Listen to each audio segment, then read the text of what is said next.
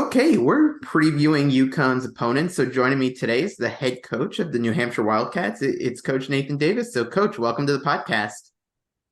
Thank you for having me on. I'm sure I'm more excited about this podcast than I am about actually playing UConn. So So, Coach, I want to players are start with excited. this one. God bless.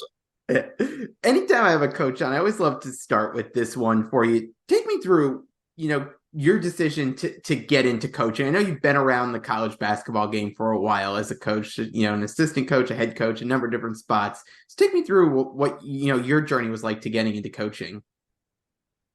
Actually, I don't know if it was good or bad, but I understood early on that I was a pretty good player, but never going to make money playing basketball. Love the competition, love the game, love the relationships, love the strategy, kind of everything involved. So I knew early on I wanted to be a coach. I actually knew before I even got to college, I thought I would end up being a high school coach. And then being around the college game as a freshman, I really understood that this was more what I liked and was more excited about. And I knew, like, I think I met with my head coach when I played in college my sophomore year and said, here's what I want to do. Yeah. That's what I want to do. And so I was, I guess, in some ways I was fortunate that I knew early on what I want to do. I've been lucky to get some good jobs and be in good situations where I've been able to keep doing it. But it was more excited. It was the game, loving the strategy, the relationships, the competition, everything about it was just something that I was excited about. I think a lot of people tuning into this podcast or taking a look at this are going to recognize you from your time at Bucknell. We've seen you on the sidelines in the NCAA tournament. Tell me about bringing that experience from that position into your job now here at New Hampshire, and as you're working towards, taking this New Hampshire program to the next level. Well, I mean, every kid, across the country, everyone that plays basketball at some point dreamed about participating in the NCAA tournament. I've been fortunate that between time at Bucknell, 2 years as a head coach, twice as an assistant, being a Division III head coach, I've been in it 10 times. So I've been very lucky in that respect. But you've got to understand how hard it is. Everyone looks at the end result and says, "Oh, you must have had a great year and everything was perfect and this and that." So everyone understands. I don't know, people understand how hard it is to get there. And the ups and downs, how you've got to handle adversity, and you got to focus on the small things. I think is the biggest thing everyone wants to talk about. Well, we've never in the NCAA tournament. We got to go to the NCAA tournament. Well, we can't think about that. Like, at the end of the day, if that's all you're thinking about, you're not going to do it. You've got to worry about what you can control day to day, getting better every day, being the best you can be every day, and the end result takes care of itself. And trying to get that kind of attitude and culture in place, that they understand that it's a long game, and you can't focus on the end. You got to focus on what you can control right now.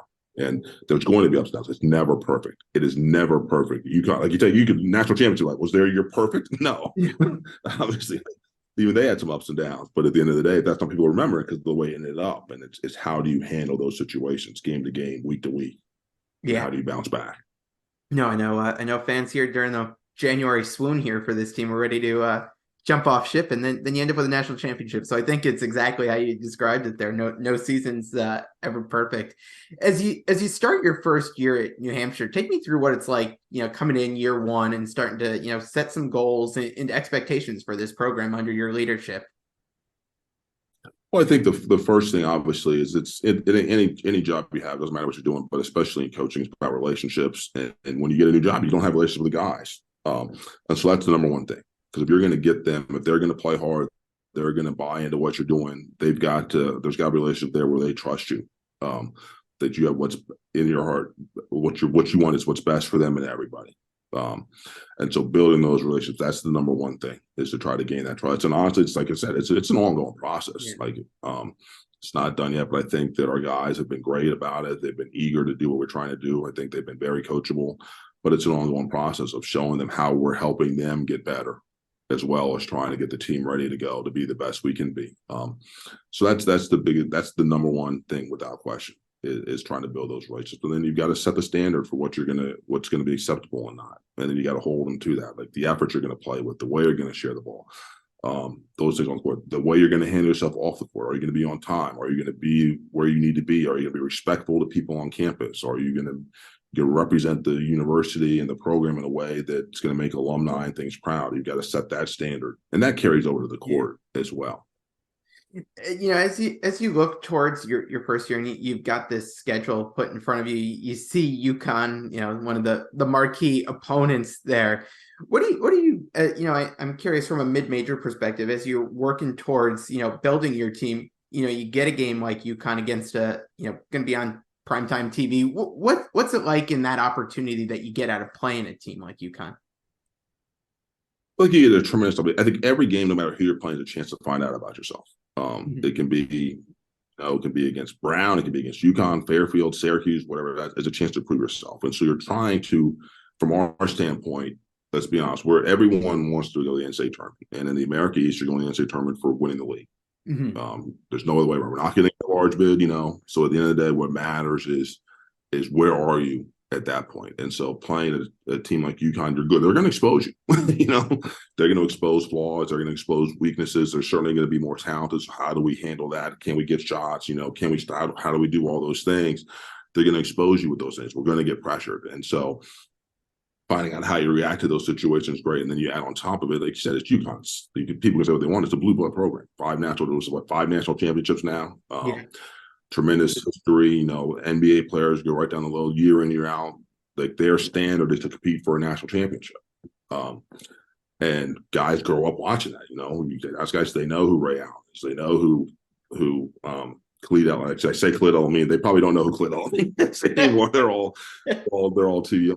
But they know who Mecca Okafor. They can go down the list. They know who these guys are. They've grown up watching them, and so they're excited because they get the opportunity to play. The University of Connecticut, one of the premier programs in the country. And so, in that respect, like I said, it's what when kids grow up, that's what they dream of. Say, I want to play college basketball player. Well, they want to play UConn. They want to play Syracuse. They want to play Duke. Those are who they want to play. They want to compete. That's where they feel like they should be playing. And so, for that, they're going to be really excited. It's a tremendous opportunity, but we're going to find out about ourselves in a number of ways, which is what we're trying to do. Because like I said, we want to get into our league play and be able to play at our best at that point. That's our number one goal. Yeah. Obviously, you want to win every game. We want to find out about ourselves so we know what we need to get better at. So when we get to the end of February and we're getting ready to play in our tournament, we're at our best to give ourselves an opportunity to get an opportunity to go to the NCAA tournament. That's what everybody wants to do. I'm going to take a quick break from the interview to tell you about my friends at Martin Rosol's Meats. This fourth-generation Connecticut family business produces kielbasa, hot dogs, sausages, and deli meats using Martin Rosol's very own original recipes. Their products can be found in grocery stores, delis, restaurants, and hot dog stands throughout the state. And if you're looking for your fill right away, check out their retail store in New Britain. For more information, visit martinroselsinc.com and go support a UConn fan-owned business. And now, back to the interview. As we look ahead towards this matchup, I know we're still a bit away here, but as you're starting to get more familiar with this roster, practices, really get into full swing, can you give UConn fans, some names to look at from your roster as they look into this matchup and, who to keep their eye on? Yeah, I think that I'm really excited about our roster. I think it's got great balance.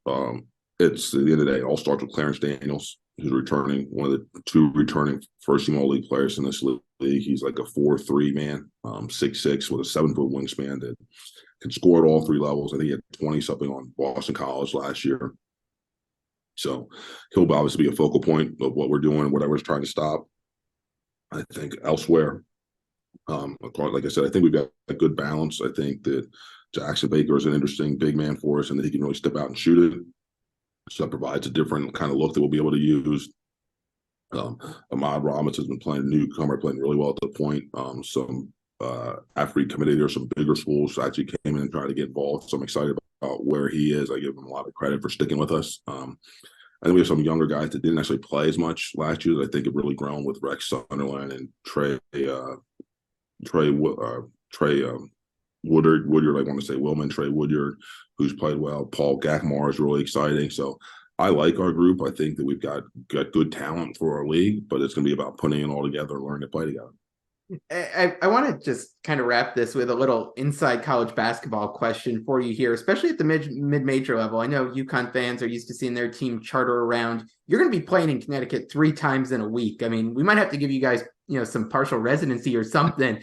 What's that experience like from a mid-major perspective? Are you bussing back and forth, 3 times that week to New Hampshire? I know it's not a super far trip, but just curious to kind of find out what that's like for you guys. Yes, at the moment the plan is so we play at Fairfield on Friday night. We weren't sure what time the game was, but that's a midnight game, so we're going to play there, come back. We'll practice here Saturday, do some prep work, and then we'll go back down Sunday. I think we're going to practice down there Sunday, play UConn Sunday night or Monday night. Come back, guys got to go to class. You Yeah. know, that's so they can attend class. You know, the good thing you said on the bus, it's 3.5, 4 hours. So, we'll be back by 1 or 2 in the morning. All right. They'll be able to get up and go to class, and then we'll go back down for the third time to play them again. Yeah, no, To play, I think. I'm sorry, Sacred Heart first, Fairfield's last. That's the order. I got them backwards. okay. Yeah, So but we'll be going back and forth. At the moment, we're going back and forth 3 times. yeah, yeah. Well, you're gonna be getting plenty of miles here in Connecticut, so fans will plenty. I'm sure there's a lot of New Hampshire alum in the area, so they got plenty of opportunities to come out and see you guys here. Fortunately, you don't get freaking flyer miles for riding on a bus. We'd have a lot of those. Well, Coach, I really appreciate you taking some time to just come on, preview your team, give us a little background into you as well. I know everyone's looking forward to this matchup, so thanks so much for coming on today. Thank you for having me on.